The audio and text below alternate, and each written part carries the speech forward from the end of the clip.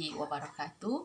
Okey, pada hari ini kita akan belajar tajuk banding nombor dengan menggunakan kaedah 3 jari.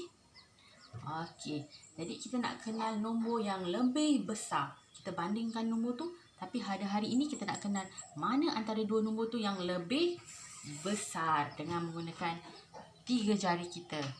Okey, kita akan tuliskan 10 ratus pada jari kita.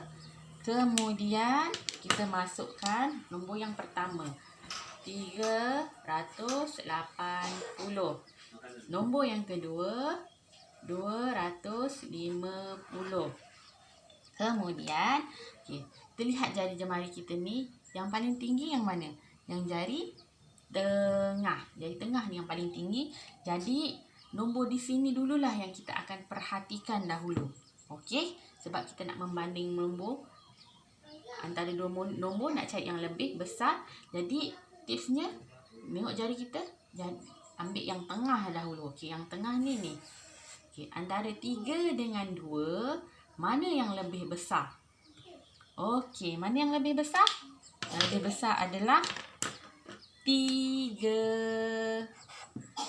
Ni 3 ni lebih besar nak dibandingkan dengan 2. Jadi nombor inilah yang lebih besar. Faham? Okey, kita pergi ke contoh yang kedua.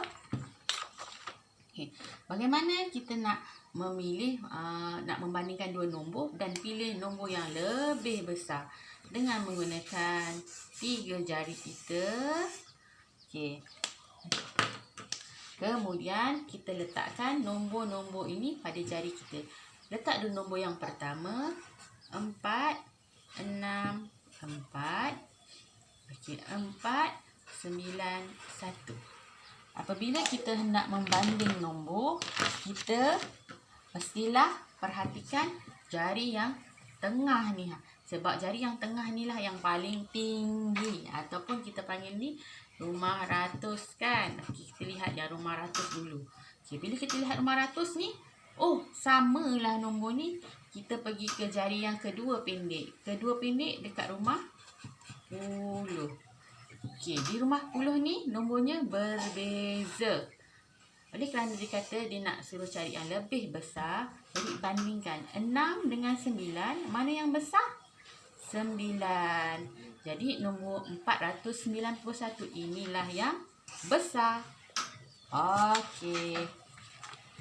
Kita pergi ke contoh yang seterusnya. Okey, kita nak pilih nombor yang lebih besar. Dengan antara dua nombor ini, kita menggunakan 3 jari kita. Jangan lupa 3 jari kita. Okey, 912. Nombor yang pertama kita tulis 912. Nombor yang kedua 921.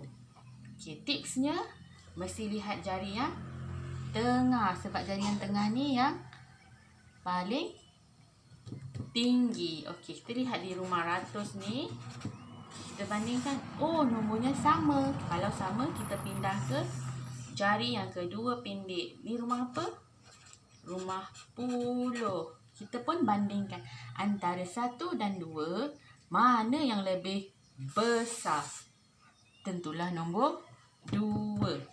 Jadi, terus kita akan dapat tahu 921 ini adalah nombor yang lebih besar.